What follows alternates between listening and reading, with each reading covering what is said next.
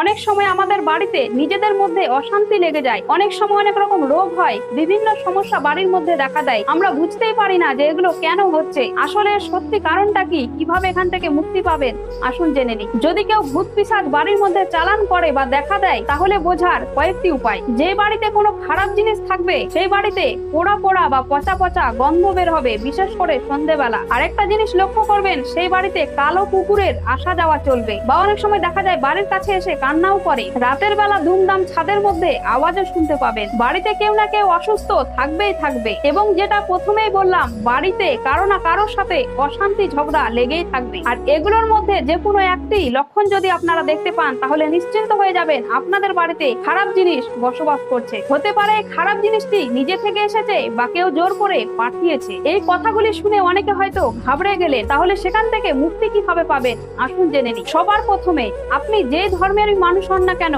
নিজের ধর্মটাকে সর্বপ্রথম সঠিকভাবে পালন করার চেষ্টা করবেন। সূর্য উদয়ের পর বা সূর্য অস্ত যাওয়ার সময় কখনোই বাড়িতে কেউ ঘুমিয়ে থাকবেন না। যদি দেখেন কেউ ঘুমিয়ে আছে তাহলে তাকে ঘুমোতে বারণ করুন বা জাগিয়ে তুলুন। আর সকাল সকাল স্নান করে, হিন্দু হলে গীতা পাঠ করবেন, মুসলিম হলে কোরআন পাঠ করবেন। আমার কথার বলার অর্থ হলো, যে যার ধর্ম সেই ধর্ম সঠিকভাবে পালন করবেন। বিশেষ করে হিন্দুদের জন্য কয়েকটি দিন রয়েছে, সেই দিনগুলোতে সেই দেবতার পুজো পাঠ এমনকি নিয়ম কানুন যদি করেন তাহলে এই বিপদগুলি থেকে সহজেই মুক্তি পাবেন। যেমন সোমবারে শিব পুজো, মঙ্গলবারে হনুমান পুজো, শনিবারে পাকুড় গাছে জল দেওয়া, বৃহস্পতিবারে লক্ষ্মী পুজো, রবিবারে সূর্যদেবকে জল অর্পণ করা, আর তুলসী গাছে প্রতিদিন জল অর্পণ করা। কিন্তু সাবধান, ভুলেও রবিবার আর একাদশীর দিন তুলসী গাছে জল দেবেন না। জল কেন দেবেন না যদি জানতে চান, আমার পেজে অনেক ভিডিও আছে, সেগুলো দেখে জেনে নেবেন। আপনার ঘরের দরজা জানালা যদি দক্ষিণ দিকে থাকে তাহলে সন্ধ্যা হলেই বন্ধ করে দেবেন। সন্ধ্যাবেলা খাবার খাবেন না এবং